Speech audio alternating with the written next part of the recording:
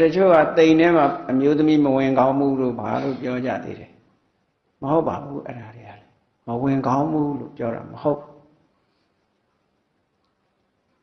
ကိုလောက်မှတန်ဖိုးမရှိတဲ့အိမ်မြောင်တွေကတိမ်ထဲမှာနေနေတာပဲဥစ္စာပဲအမျိုးသမီးကတိမ်မြောင်နဲ့တော့မြတ်ပါစေတယ်ဆိုလိုတာကဒီမမယွင်ရင်ပြောဆိုရင်းကနေပြီးဒီလိုဖြစ်တာဒီလိုဖြစ်တာရှင်သာရိပုတ္တရာတို့သမုတ်တဲ့တိမ်ကရာဇဂိုမျိုးကြီးတစ်ခုလုံးကိုခြုံငုံပြီးတော့ကျောင်းကြီး18ကျောင်းခြုံပြီးတော့တိမ်တစ်လုံးနဲ့သမုတ်ထားတာဘယ်အဲ့ထက်မှအမျိုးသမီးရောမျိုးသားတွေရောအိမ်တွေရောရွာရောအကုန်လုံးရှိနေတာပဲနော်အဲ့ဒါကြောင့်မလို့မဝင်ကောင်းဘူးတနေ့ကဘုန်းကြီးတစ်ပါးဖုံးဆက်ပြီးတော့မေးတယ်ဆရာတော်တိမ်ထဲမှာအိမ်သာကုရီဆောက်ခြင်းလို့ဆောက်လို့ရလားတိမ်ထဲမှာကုရီဆောက်ကောင်းလားလို့မေးတယ်အဲ့ဒါပြောလိုက်ရတယ်ရှင်သာရိပုတ္တရာသမုတ်တဲ့တိမ်ထဲမှာတော့ဘယ်ကုရီတင်ကောက်မှာတော့လို့တိမ်ဆိုဒီမှာယဟန်တန်ဃာတွေအတွက်ကံဆောင်မှုရအတွက်ညီညွတ်တဲ့ဧရိယာလေးတစ်ခုသတ်မှတ်ထားပဲရှိတယ်အဲ့ဒါနဲ့မဆိုင်ဘူးလို့အဲ့ဒီလိုပြောပြလိုက်ရတယ်တိမ်ထဲပဲမလောက်ကောင်းမှုလို့ဒီလိုမရှိပါဘူးလို့ကိုယ့်အကိုတင့်တော်ကြီးမတင့်တော်ကြီးကကိုယ့်အကိုဆုံးဖြတ်တာပေါ့နော်ကြောင့်မလို့တိမ်ထဲကိုမိန်းမတွေမဝင်ရဘူးမဟုတ်ဘူးအဲ့အလကားတိမ်ထဲကိုမိန်းမလည်းမကဘူးအမြင့်ဘုန်းကြီးတစ်ပါးလည်းဝင်လို့မရဘူးယောက်ျားလည်းဝင်လို့မရဘူးကမ္မဝါစာဖတ်နေမှာဘယ်သူမှမဝင်ကောင်းဘူးအဲ့ဒီမိန်းမဆိုတဲ့အမျိုးတွေကနည်းနည်းရှာရှည်တတ်တယ်အဲ့တော့ကမ္မဝါစာဖတ်နေတယ်ကုနာဒုမေဘန်းနေတန်ကောဆိုမှဆရာချောင်းဆိုရတယ်အဲ့ဆိုသူ့အမျိုးသမီးကကို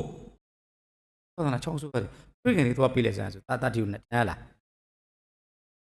သူကထွေးကန်လမ်းပေးလိုက်တော့ငါလှမ်းကန်လိုက်တယ်တွေ့လားသူနဲ့တော့ဖြစ်သွားလဲချိသွားဆက်သွားတော့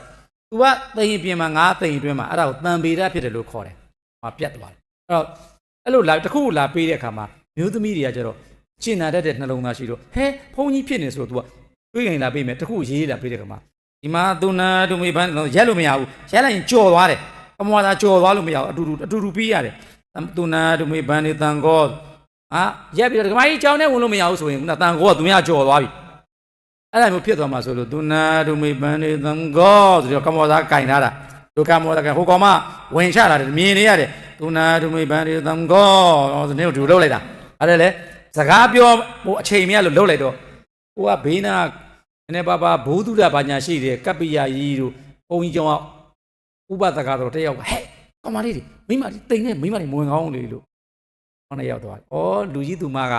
ရပုဂ္ဂိုလ်ကြီးပြောလိုက်တာမိမတွေမဝင်အောင်အခုသွားဝင်လို့ရတယ်ဂျွန်းထိုးလို့ရတယ်ဟိုတမှာသွား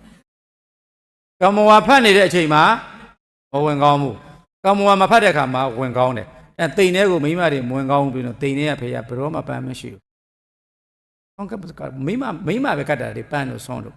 ဟုတ်တယ်လားတိမ်ထဲမှာနေတဲ့ဘုံကြီးကကတ်ခဲတယ်လေ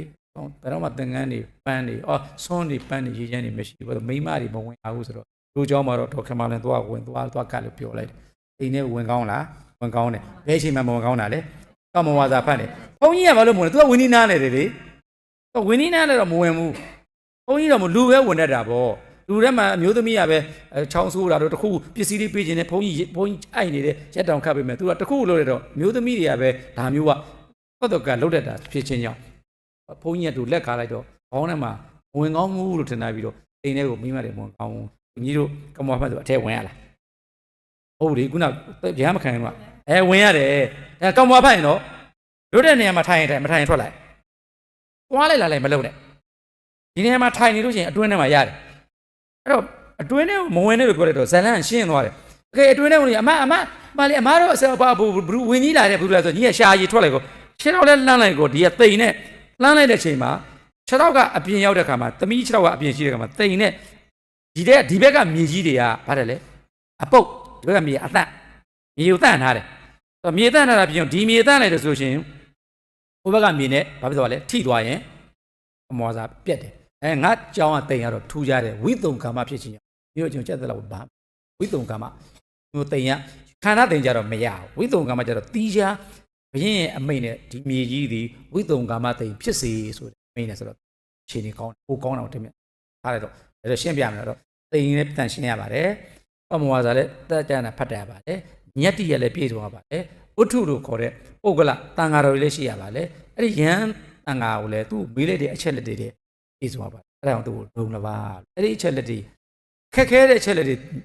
ညီရတကာကြီးညီခင်မောမှာပြည့်စုံပါရှိနေတယ်ပြီကြောင်ဖြစ်လားမဖြစ်ဘူးအနာရှိလားမရှိဘူးတွေးရှိလားမရှိဘူးအဲ့လိုအချက်လက်တွေပြည့်စုံသွားတဲ့ကောင်တော့ဒုံလပါဖြစ်သွားရခဲ့တဲ့အရာတွေသူ့မှာရနေတယ်ခက်ခဲတဲ့အရာတွေသူ့ရှိမှရှိနေတယ်တိမ်ဆိုတာလည်းခက်ခဲတယ်တိမ်တစ်ခုရဖို့အတွက်